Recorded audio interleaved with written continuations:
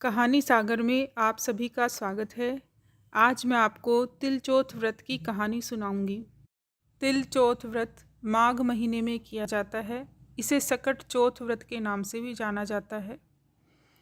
एक साहूकार और एक साहूकारनी थे।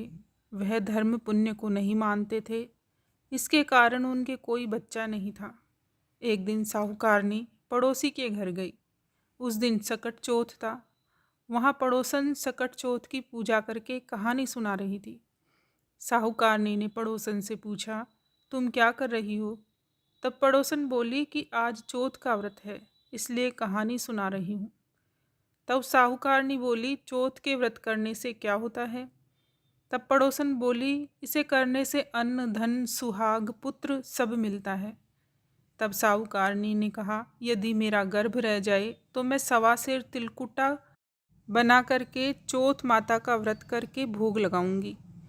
भगवान श्री गणेश चौथ विंदायक की कृपा से साहूकारनी के गर्भ रह गया, तो वह बोली कि मेरे लड़का हो जाए तो मैं 2.5 सेर तिलकुट्टा के भोग लगाऊंगी। कुछ दिन बाद उसके लड़का हो गया, तो वह बोली कि हे चौथ माता, मेरे बेटे का विवाह हो जाए तो 5.25 सेर के तिलकुट्टे का भोग लगाऊंगी।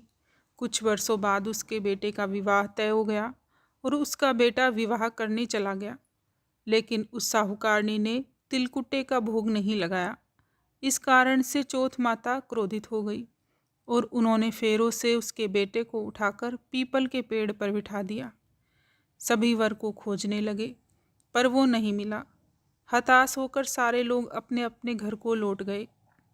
इधर जिस लड़की से साहूकारनी के लड़के का विवाह होने वाला था, वह अपनी सहेलियों के साथ गणगौर पूजने के लिए जंगल में दोब लेने गई।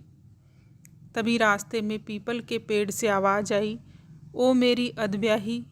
यह बात सुनकर जब लड़की घर आई तो उसके बाद वह धीरे धीरे सूख कर कांटा होने लगी।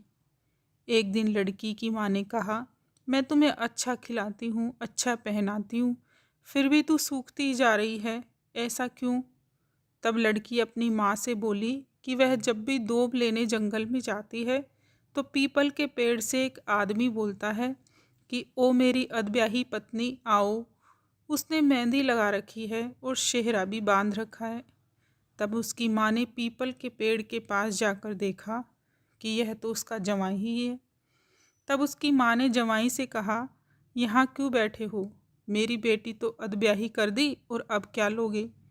साहूकारनी का बेटा बोला, मेरी माँ ने चौथ विंदायक के तिलकुट्टे का भोग लगाने के लिए बोला था, लेकिन चढ़ाया नहीं, इसलिए चौथ माता ने नाराज होकर मुझे यहाँ बिठा दिया है। यह सुनकर उस लड़की की माँ साहूकारनी के घर गई और उससे पूछा कि तुमने सकट चौथ का कुछ बोला है क्या? तब साहूकारनी बोली, तिलकुट्टा बोला था।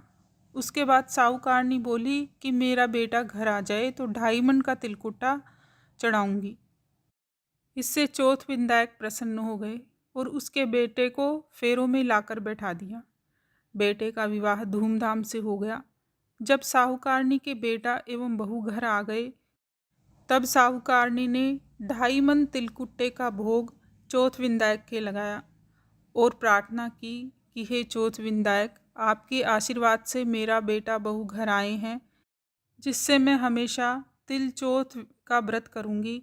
इसके बाद सारे नगरवासियों ने तिलकुट्टे के साथ सकट व्रत करना प्रारंभ कर दिया। हे सकट चौथ विंदायक, जिस तरह साहूकारनी को बेटे बहू से मिलवाया, वैसे ही हम सबको मिलवाना। इस कथा को कहने वाली और सुनने वाली सबका भला करना। बोलिए चौथ विंदायक की जय।